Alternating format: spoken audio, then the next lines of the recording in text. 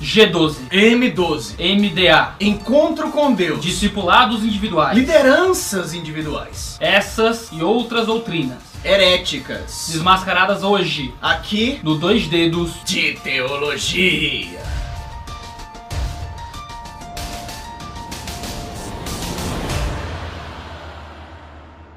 Todo vídeo que a gente posta neste canal vai aparecer uma pessoa, no mínimo, pedindo vídeo sobre G12. Principalmente depois que a gente fez o vídeo sobre entidades paraeclesiásticas, organizações paraeclesiásticas, e a gente falou que quem não conhece MDA, Encontro com Deus, aí tá na glória, tá na bênção, não perdeu nada. Como ambos viemos de igreja que se engraçaram em níveis diferentes com o G12, com o MDA e Encontros com Deus, e discipulados individuais e porcarias parecidas, Nós estamos aqui para poder fazer um vídeo sobre todas essas heresias que no final das contas formam um bolo só e tentar desmascarar o porquê que isso é errado e como isso se relaciona com a igreja em células e como tudo isso termina descambando no atual estado do evangelicalismo brasileiro. Pô, vamos começar. Antes de tudo, vamos falar daquilo que vocês mais perguntam. G12. O G12 vai começar com César Castellanius, em Bogotá. Na Colômbia? César Castellanius, em um dos seus vídeos sobre sonhos, estratégias de crescimento e marketing aplicado à igreja, vai falar que ele recebeu a revelação do movimento dos 12, do método dos 12, através de um sonho, de uma visão com Deus. Essa revelação particular, então, deveria ser ministrada a todas as nações, porque essa era a verdadeira forma que Deus estava revelando àquele homem para poder doutrinar as nações. O que César preferiu não dizer é que esse modelo dele de G12 é simplesmente uma mistureba, era uma coisa já existente colocada pela Opus Dei através de José Maria Escrivá com seus cursilhos cristianos e um método de igreja em células de David Paul e Young Cho. O G12 funcionava mais ou menos de uma maneira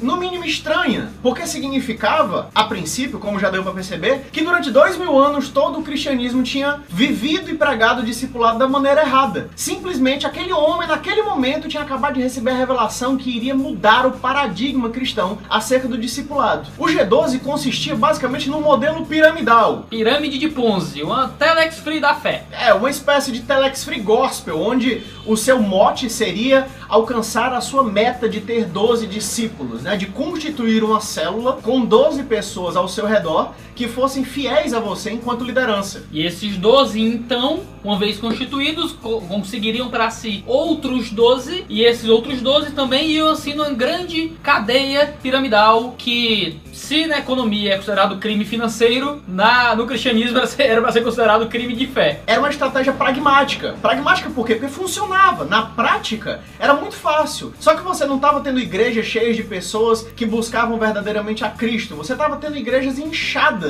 de pessoas que vinham pelos mais diversos motivos e você não tinha o menor controle de saber qual o motivo pelo qual aquelas pessoas estavam ali. Simplesmente, eu precisava ter 2 discípulos, saía chamando as pessoas, saía colocando na minha célula, levando para a igreja. Como era um modelo de crescimento muito bacana, que gerava muitos membros muito rapidamente, uma porrada de igreja começou a adotar isso. Levado por quem? René Terra Nueva. Isso mesmo, o pai apóstolo das gerações. O patriarca do cristianismo brasileiro. Juntamente com Valnice Milhomens, que era pastor e depois se tornou apóstola, apostoliza, não sei. Mas foi consagrada assim. Eles foram responsáveis por divulgar esse movimento do Brasil, misturando ainda por cima outras coisas, como teologia da prosperidade e um bocado de patota junto no negócio que terminou tornando tudo uma heresia ainda maior e ainda muito mais gigantesca. Vamos lá, qual é o problema do G12, acima de tudo, além de suas confusões e marmotas históricas no seu nascimento e no seu crescimento no Brasil? Primeiro,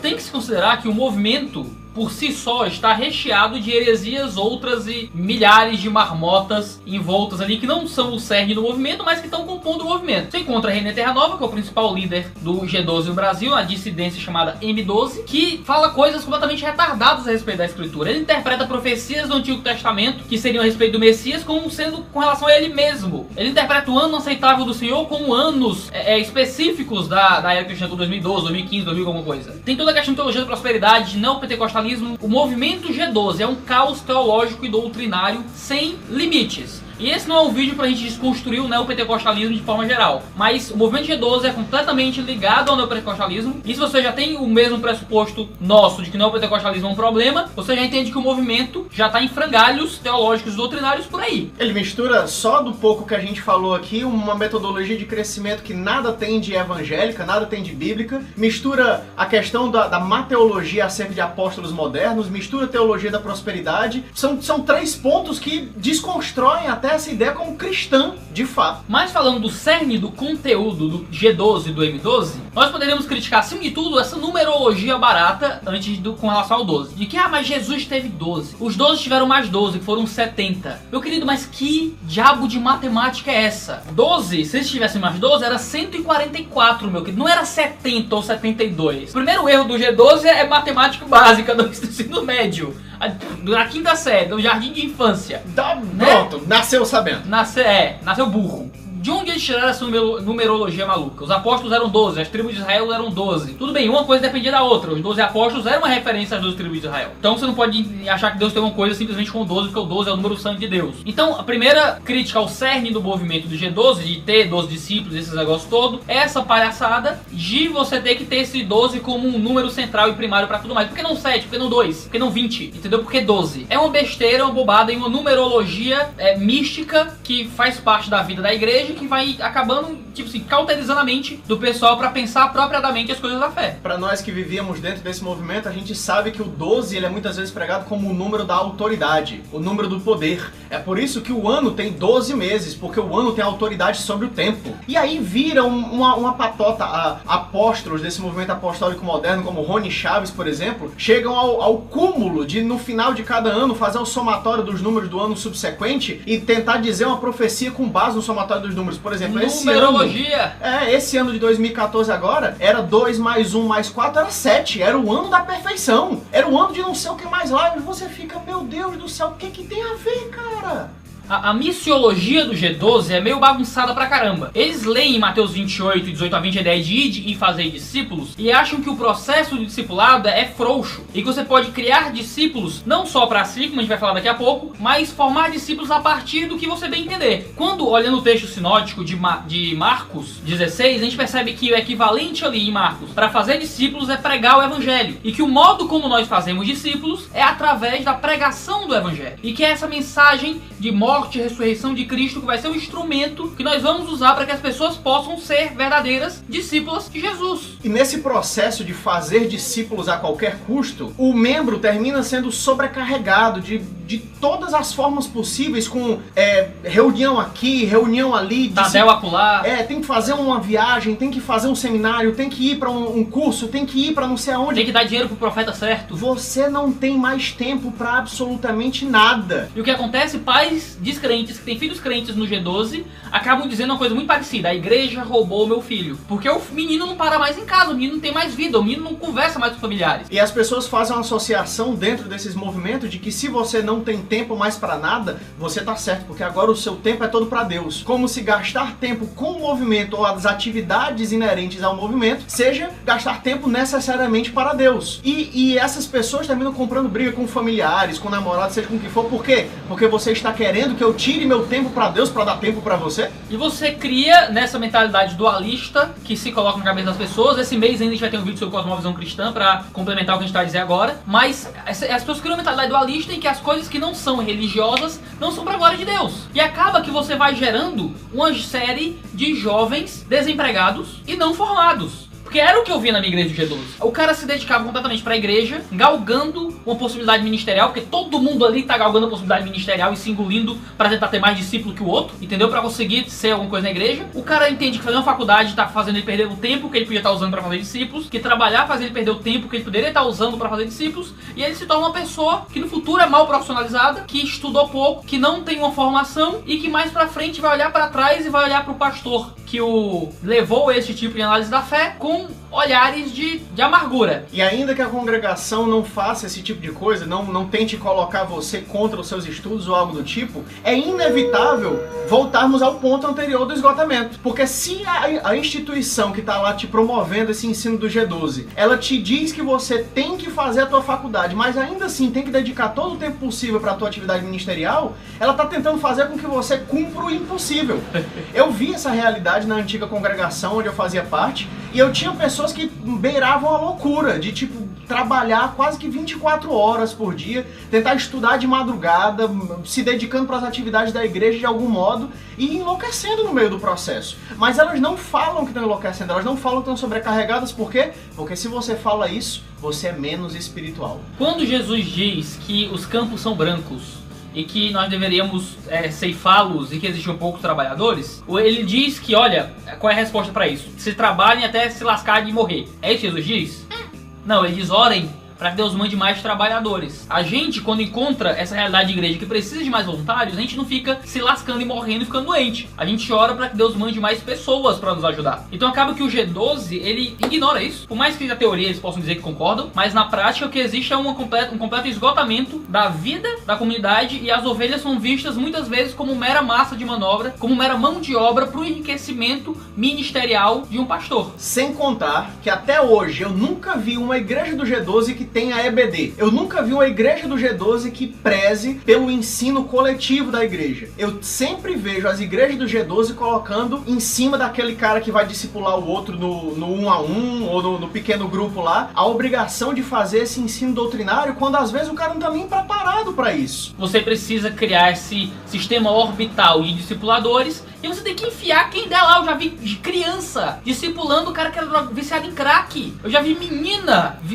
tendo que discipular, tipo assim, marmanjo. E sabe o que acontece quando você diz assim que isso é absurdo? Os caras dizem, você não confia no poder de Deus, não? Eu não confio na sua loucura eclesiástica, meu querido. No poder de Deus eu confio, não confio na sua loucura. Passando o G12, a gente vai encontrar agora um outro movimento que ganha muita força a cada dia que passa e que bebeu boa parte dos seus ensinamentos a partir da fonte do G12, que é o modelo de discipulado apostólico do pastor Abe Uber, ou MDA. O MDA, criado, desenvolvido pela Igreja da Paz, ele é uma espécie de G12 Lite com aquele mesmo modelo de célula, só que agora acrescentando algumas outras nuances sobre essa questão de como o discipulado se efetiva. E retirando algum dos, digamos, vícios e algumas caricaturas do movimento neopentecostal. Se no G12 a gente tem aquele neopentecostalismo mais hardcore, no MDA você tem algo um pouco mais próximo do pentecostalismo clássico, um pouco mais próximo, mas ainda com muitos vícios neopentecostais, mas sem muitas loucuras extremas como o pastor Pilão, às vezes tem, mas essas coisas, manifestações absurdas, é algo um pouco mais, digamos, visualmente agradável. Tem menos reteté. Pronto, é meio isso. Tem menos fogo. Continua gente caindo no chão. Continua o som do riso, continua o pastor Pilão, continua o pó de diamante. Só tem menos sapateado. Sabe o pó de diamante, né? Sei. Fica assim, tipo assim, pó de diamante, com um pé pra cima e tal. Uma das coisas que mais me causou calafrios durante todo o período que eu passei na congregação que zelava e prezava pelo MDA como se fosse a própria palavra inspirada de Deus para o discipulado, era o fato de que os discípulos não são vistos como discípulos de Cristo. Eles são vistos, pelo menos a priori, como discípulos individuais de quem os evangelizou ou os discipula atualmente. Eu cheguei a ouvir, numa determinada convenção, a seguinte frase: você sempre faz o discípulo em primeiro lugar para você e depois transforma aquela pessoa num discípulo de Cristo. Eu quase tive uma síncope quando eu ouvi essa frase, e eu era neopentex. Mas é tão absurda essa ideia de que o discipulado é meramente uma apostila, o discipulado é simplesmente um método a ser colocado na vida da outra pessoa, que a Bíblia fica à margem de tudo isso. Você parece esquecer que discipulado é uma coisa que acontece de forma orgânica, que o discipulado é uma coisa que acontece durante o relacionamento entre as pessoas na igreja, e não através da simples ministração de uma ou outra lição que vai ser aplicada independente de quem seja o interlocutor ou a pessoa que vai receber aquelas lições. Essa galera acaba usando uma série de textos bíblicos para defender a ideia de que temos que ser discípulos uns dos outros. Eles usam 2 Crônicas 20:20 para dizer: crede nos teus profetas e prosperareis. De que temos que crer naqueles que são os profetas do povo de Deus para poder prosperarmos. Faziam uma interpretação louca de Hebreus 13:7, dizemos que temos que nos submeter aos nossos mestres, tratar essa submissão como um tipo de crença cega absoluta na liderança da igreja. Fideísmo dentro da liderança. Usam 1 Samuel 26:9 para dizer que nós nunca deveremos ir contra aquele que é ungido do Senhor. E se o ungido do Senhor, que é o nosso pastor, nosso discipulador, diz que temos que fazer uma coisa, temos que fazer aquilo e pronto. Você chega a ouvir absurdos do tipo: ah, se o seu pastor está errado, é ele que vai prestar contas com Deus. A sua missão, a sua tarefa é obedecer, porque se você desobedece, aí quem está errado é você.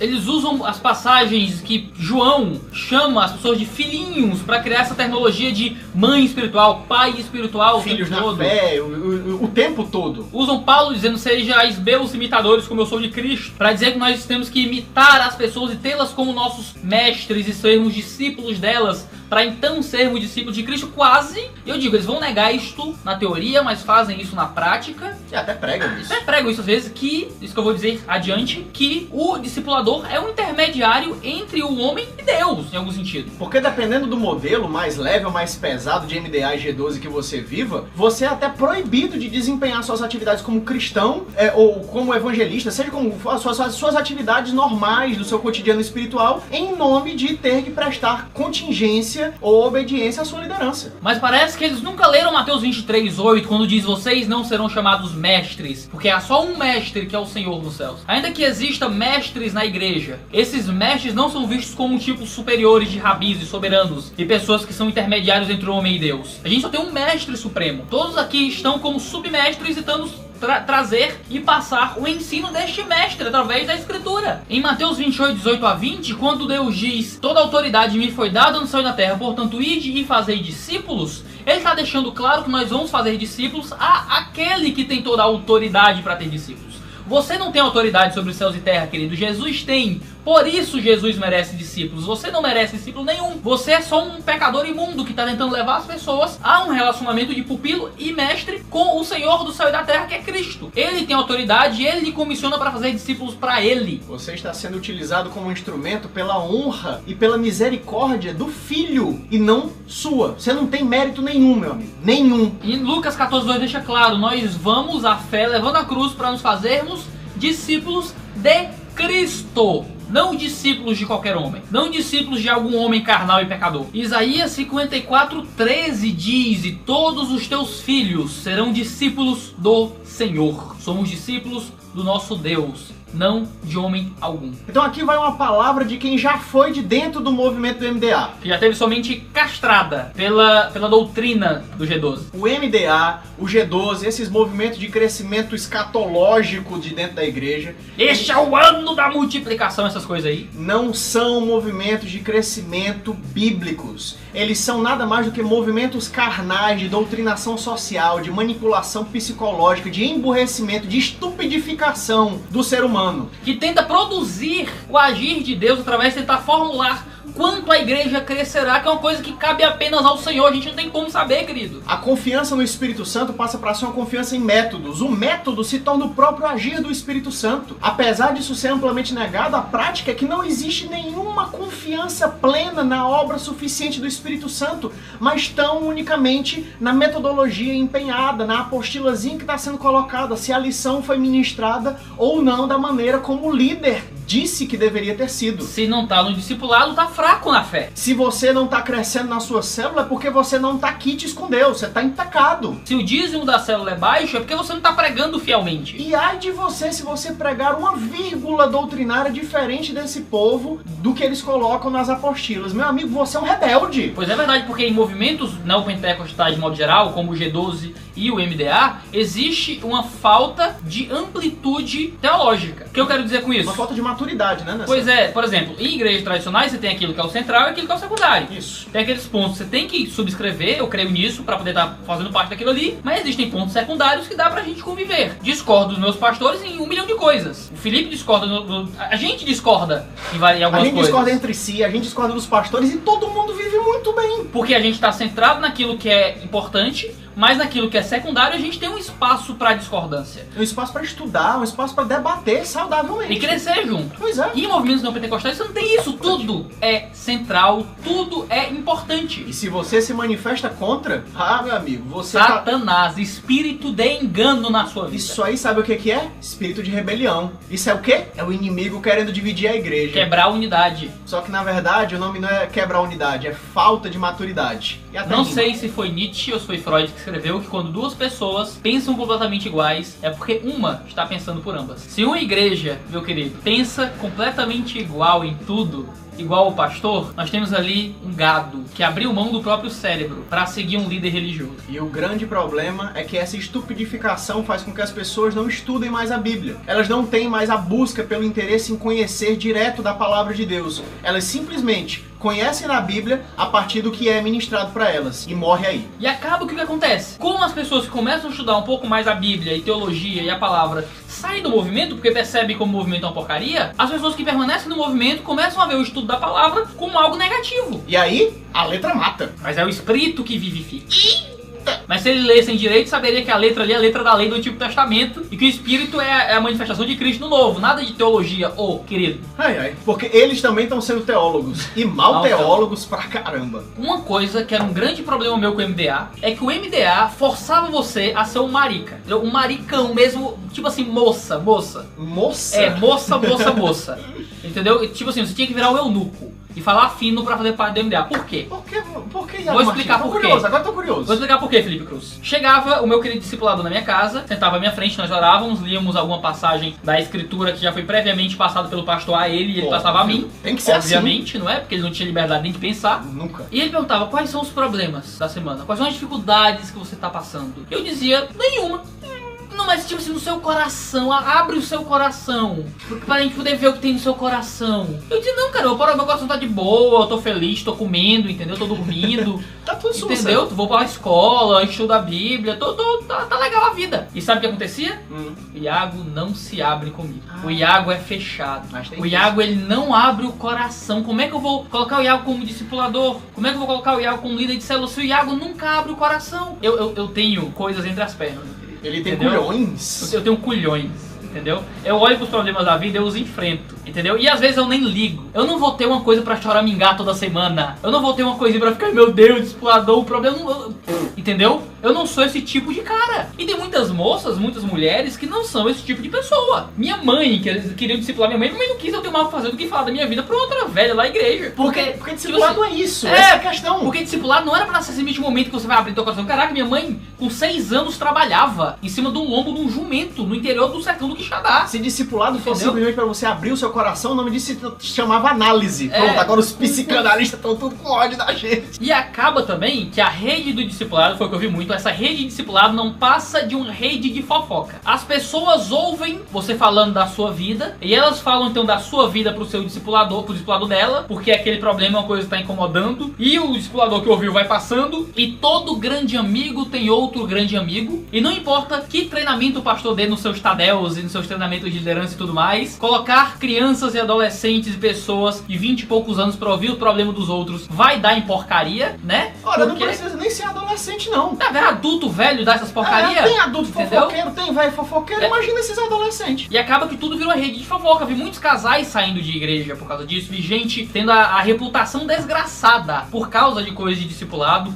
Gente até se desviando da fé. Claro que a culpa é da pessoa. Mas esse foi o contingente que levou a pessoa a se largar a igreja. Porque viu um telefone sem fio da fofoca disfarçado de discipulado, de cuidar do outro. Disfarçado de... É uma versão modificada do confessionário. Você é obrigado a se confessar pro seu líder. E eles usam essa linguagem, que os católicos estavam certos. Eu ouvia isso no culto. Os católicos isso várias vezes estavam certos. Porque quando você confessa, a cura. E aí eles usam aquele versículo de Tiago para dizer que confessai-vos uns aos outros é confessar ao outro especificamente, e essa confissão tem que ser ao seu líder, daquilo que você tá passando, e você tem que fazer uma narrativa. Tipo, porque se eu contar pra minha esposa, pra um amigo, não conta, tem que ser pro líder. Isso, exatamente, você não pode contar. Tipo, você não pode querer chegar pro pastor pra contar uma coisa mais delicada. Eu não sou o seu discipulador. Isso. conte pro seu discipulador. Se for necessário, ele traz até mim. E aí, quando você tenta tratar alguma coisa com o seu pastor, aí o seu discipulador é que chega pra você. Por que você não me falou isso? É tipo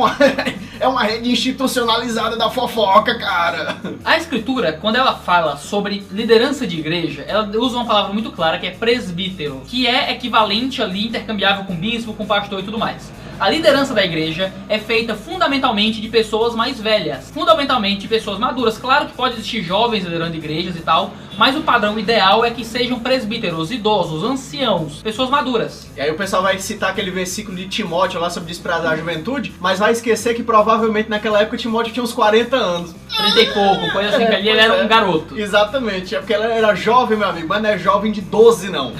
E acaba que o modelo do MDA ignora que a liderança da igreja e aqueles que têm que ser responsáveis por ouvir os outros e cuidar dos outros é fundamentalmente, nesse contexto de liderança institucionalizada, os presbíteros. Claro que de forma orgânica e natural as pessoas podem se aconselhar, as pessoas devem se aconselhar, cuidar uns dos outros, mas quando você pega isso que era para ser orgânico e as pessoas conversando com que elas se sentem mais seguras e transforma isso numa rede institucionalizada de cuidado eclesiástico que exime os pastores de algumas de suas responsabilidades e passa para jovenzinhos, púberes que tem que crescer agora na escalada do discipulado. Os mini pastores orgânicos ali do momento. Você peca contra uma eclesiologia saudável. Que inclusive é uma das coisas que está até no site do próprio MDA, onde eles dizem que 0% dos líderes foram formados através de pregações, 0% dos líderes foram formados através de escolas bíblicas dominicais e seminários e tudo mais. Peraí, quer dizer que todos os seminários do país, que todas as escolas de formação de pastores, que todos os locais que estão compenetrados com o ensino da sã doutrina e da boa teologia, do estudo bíblico sério, durante, sei lá, décadas e décadas, estão tudo errado. Nunca produziram ninguém que preste. Quer dizer que até no século passado o Castellanos ter tido a revelação maluca dele lá, antes todo mundo não tinha líder nenhum. Então, porque todo mundo era formalmente preparado para o ministério, mas não era um líder de verdade. É isso que tá dizendo, meu querido. Tipo assim, Paulo foi um líder despreparado, Timóteo foi despreparado, os apóstolos foi despreparado, foi tudo despreparado, né? Eles vão argumentar que não, Jesus, ele fazia o discipular. Mas, meu querido, era um negócio orgânico, natural, não tinha um sistema hierarquizado de nada. Você consegue imaginar Jesus olhando assim pra Bartolomeu e falando assim, Bartolomeu, o que rolou na semana? Aí Bartolomeu, não, nada. Fala assim, não, mas você não abre o coração pra mim, Bartolomeu. Como é que eu vou te dar doce, Bartolomeu? Caraca. Ai. A confusão, resumindo tudo aqui, parece ser com a palavra estratégico. Pro pessoal do movimento MDA, ser estratégico é você ser mala. Porque o pessoal vai pregar, sabe o quê? Não, você vai evangelizar essa pessoa, você chama ela pra um churrasco, você chama ela pra jogar um futebol com você, chama ela pra bater um videogame, oferece uma carona, leva pro cinema. Então você tem que ser estratégico. Só que, meu amigo, quando a estratégia toma o lugar da própria pregação do evangelho, do confrontar verdadeiro com a palavra de Deus, você não tá sendo estratégico, você tá sendo antibíblico. E em prol, em nome, entre aspas, de ser estratégico, essas pessoas terminam enchendo igrejas, inchando igrejas, ao invés de fato, pregar a palavra de Deus pura e simplesmente. O evangelho puro e simples fica de lado. Por quê? Porque ele não vale mais pro nosso mundo moderno, onde as pessoas precisam de entretenimento, precisam de ganchos para poder ser atraídas a Cristo através de algum outro gatilho. Por favor. Acaba que você tem uma rotatividade muito grande na membresia dessas igrejas. São igrejas que estão sempre muito cheias, muitas delas, mas nunca das mesmas pessoas. São pessoas que vão lá, passam um tempo, não criam nenhuma raízes e vão embora. Ou que você tem falta de uma palavra pregada com boa doutrina e vão para uma igreja tradicional. E não me venham com essa história que é multiforme sabedoria de Deus, que eles ganham, eles plantam, aí vão para outras igrejas regar. Porque uma igreja não deveria ter a única função de ganhar ninguém. A igreja é o local para consolidar, meu querido. Então até agora, na essência, o que é que o G12 e o MDA compartilham? Samsung Galaxy Young 12. Que? Modelo celular? 2 dedos de piada.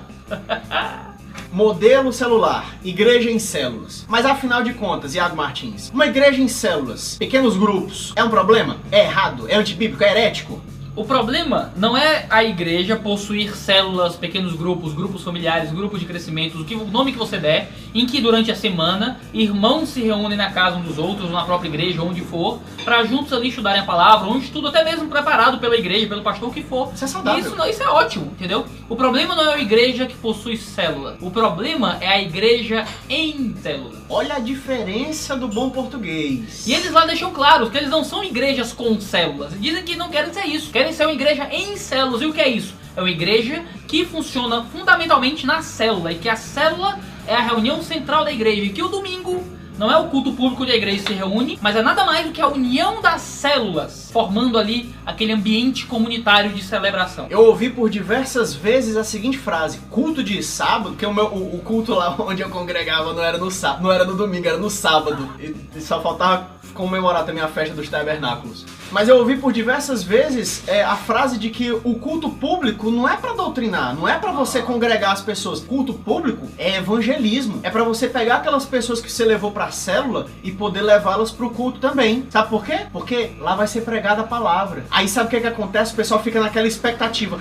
Rapaz, tomara que a palavra do pastor seja bem boa, porque esse visitante que eu trouxe, ele vai precisar se converter e aceitar Jesus. Você não prega mais a palavra, você terceirizou a função. Agora é o teu pastor que prega lá no culto de evangelização e a tua igreja mesmo funciona ali na célula. É como eu costumo brincar nas pregações que eu faço. A gente, no modelo do G12, do MDA, como é que a gente evangeliza? A gente quer converter um parente, um amigo, um primo, qualquer coisa. A gente toma alguma coragem, vai na casa dele, entendeu? Conversa uma besteira ou outra e tal, até que o Espírito Santo nos enche, a gente toma coragem, o Espírito Santo toma a nossa língua, a gente olha nos olhos do nosso amigo e a gente dá aquele fatídico convite, bopa o culto. Que evangelismo, que contundente, que bíblico. Não, deve ser um versículo lá daquelas cartas perdidas de Paulo. Pois é. Aí você convida a pessoa pro culto, vai na casa dela, pega ela pra ir pra célula, o que foi e tal, leva lá e fica orando pro pastor evangelizar a moça. Se tiver muita doutrina, você fica com raiva.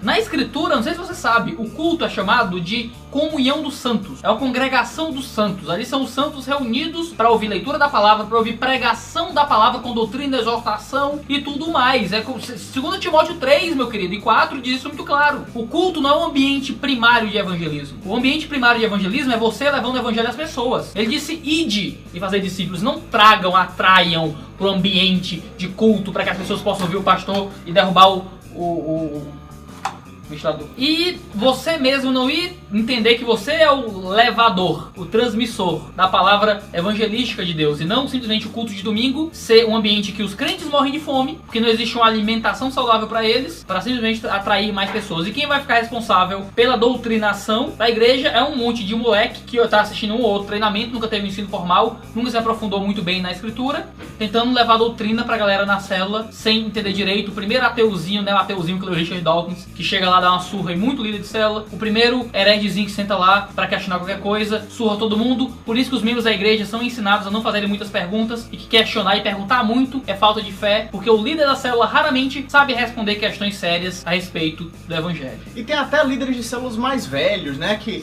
já tem mais tempo de igreja e tal, mas que são igualmente imaturos nesse ponto. O que parece aqui, de acordo com essa visão de que o culto é o local para as pessoas serem evangelizadas, é que essas pessoas vivem na antiga aliança, que ao invés de irem e anunciarem o evangelho pelo mundo, elas estão chamando as pessoas para virem até o reduto do prédio da igreja, como Israel fazia, para que as nações olhem para nós, o nosso prédio, o nosso culto, a nossa ministração, e elas sejam atraídas até Deus. Quando isso era o que Deus fazia com o povo de Israel, como um povo, nação, atraindo as nações a ele. No Novo Testamento Deus muda isso. Não somos mais um povo, somos agora vários povos reunidos no povo de Deus. Não temos mais uma nação própria, mas somos de várias etnias. Nós não temos mais um ambiente físico onde Deus se revela, mas Deus se manifesta a nós de várias formas diferentes. Ele saiu do Santo dos Santos com partir do véu do templo. Então a gente não pode usar esse modelo atracional do Antigo Testamento, mas agora um modelo de ir até as nações no Novo Testamento. Usando a linguagem da missiologia, não usamos mais força centrípeta, mas força centrífuga. Não estamos mais tentando atrair as nações para dentro, mas agora nós estamos indo aos povos para fora. E o ponto máximo, a culminância, aquele negócio que agora tem gerado um frisson na barriguinha dessas pessoas que têm sido atraídas até essas igrejas, participantes do movimento celular, G12, MDA e afins. O encontro com Deus. Encontro com Deus é uma espécie de gnosticismo, um negócio misterioso. É aquela seita que, tipo assim, existe o conhecimento arcano que é revelado apenas à liderança que já fez aquele encontro, entendeu? O que vai ter no encontro com Deus, Iago Martins? É tremendo. Vai ter alguma... Mas por que é tremendo? Você não pode me dizer? É tremendo. Mas e aí, o que acontece lá? Alguma coisa, me dá uma dica.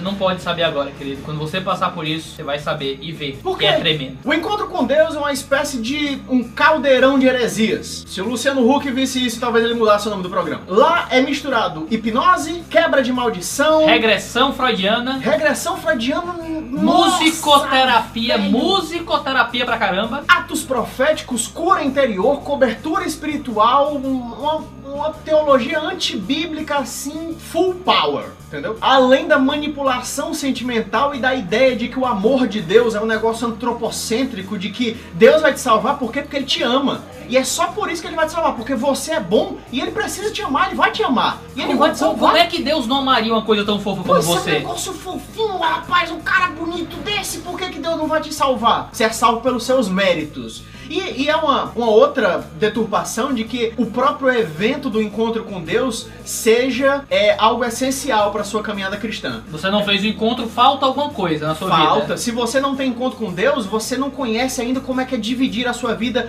antes do encontro e depois do encontro. E você vê os testemunhos das pessoas que voltam do encontro e dizem assim, não, depois do encontro minha vida é completamente diferente. Claro. Dura 2 semanas, querido, isso aí. Você foi manipulado completamente, sua mente foi apagada através de uma manipulação sentimental, de uma hipnose, e agora você tá achando que tá tudo diferente, tudo mudado. O pessoal, é engraçado que o problema de muitas dessas pessoas que vão para um ambiente desse é que eles não têm muitas vivências sociais, porque estão dentro da igreja o tempo todo, não sabem o que é hipnose, não sabem o que é musicoterapia, nunca sentiram essas coisas, e tudo que eles sentem no encontro eles interpretam como uma atuação sobrenatural. Por exemplo, muitas das coisas que eu sentia no ambiente de culto neopenteca, eu fui sentir igual vendo uma boa peça de teatro. Muitos dos arrepios que eu julgava serem unção na hora do louvor, eu senti igual num show de cover dos Beatles. E que muitas das coisas que eu julguei ser Deus atuando na nossa vida, naquele momento de meia luz, com todo mundo chorando e Deus agindo no nosso coração, é igualzinho uma sessão de musicoterapia, em que apaga-se a luz, toca aquela música do fundo, com o tempo tá todo mundo chorando, um monte de ímpio, ateu, chorando. Mas chorando, porque existe um ambiente que gera aquele estado emocional. Por que no encontro a luz não tá acesa, não tem nenhuma música de fundo,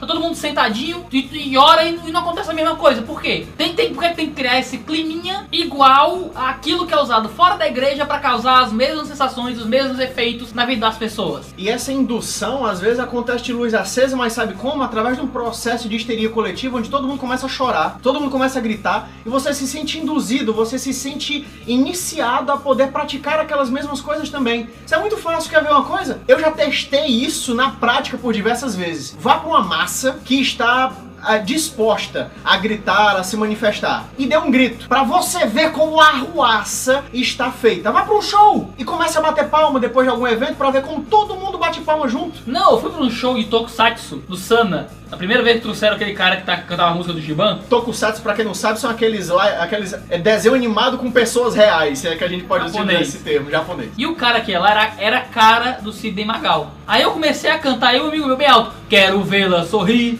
quero vê-la cantar. Cara, o show inteiro parou com todo mundo cantando. E o próprio japonês não sabia o que era. Aí ficou lá, arigatou, gozaimasu, não sei o quê. Por quê? Porque as pessoas vão se manifestar à semelhança do que acontece à sua volta. Freud explica isso aí. E além do que a gente já falou aqui sobre essa questão do antropocentrismo do amor, da indução, da batalha espiritual que parece ser levada a uma consequência tão bizarra que deixa de ser cristã, porque a batalha espiritual colocada na Bíblia é uma batalha por santidade. É uma batalha da tua vida espiritual no teu dia a dia, em busca de ser mais semelhante com Cristo. Mas a batalha espiritual pregada nos encontros não é isso. É porque você deu uma liberdade para Satanás. E agora Satanás está agindo na sua vida. Mas agora você pode quebrar esta liberdade que você deu. Você pode quebrar esta maldição que veio do seu pai, que veio por uma falta de perdão, que veio por conta daquele pecado escondido que você não confessou. E agora, neste momento, todo mundo começa a chorar. Confessa-se pecados em voz alta. Todo mundo começa a dizer, Jesus, eu quero o teu perdão. E em alguns momentos mais psicóticos, chega-se ao absurdo de perdoar-se Deus por algum problema ou outro que a pessoa tem enfrentado na vida. A bizarrice chega a pontos tais que no encontro do qual eu participei, o pastor da então congregação pegava um pedaço de um porrete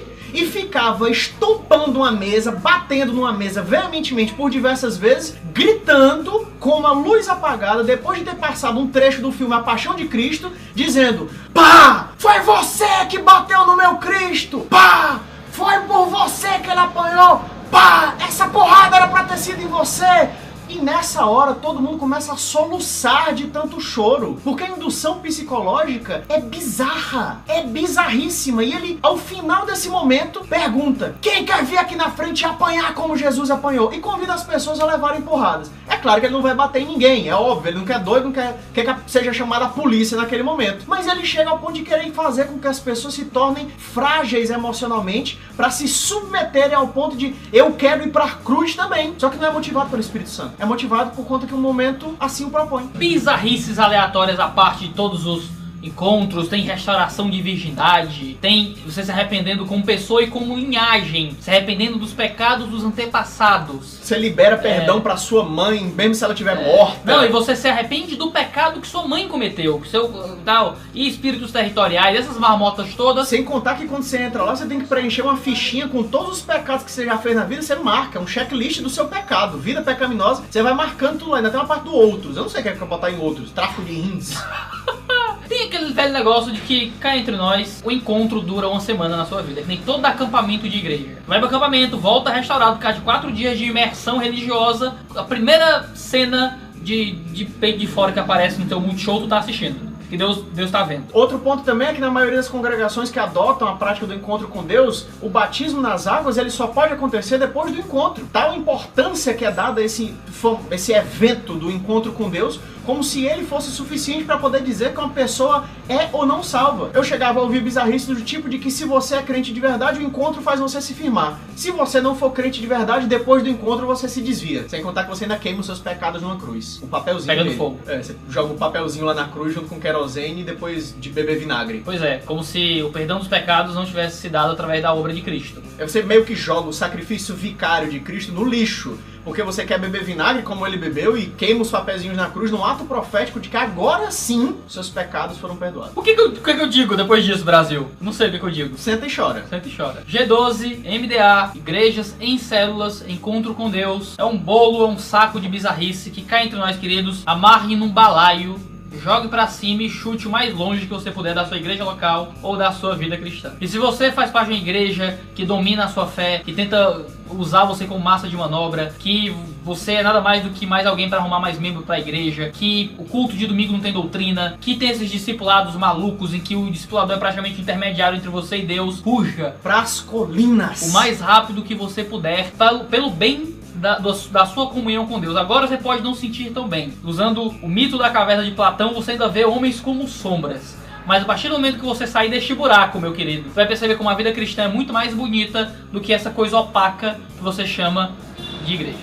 Ah, Iago, Felipe, vocês estão dizendo pra gente sair da igreja? Não. A gente está dizendo que o local onde você está, nem mesmo a igreja é. E você sabia que vai ser nosso patrão?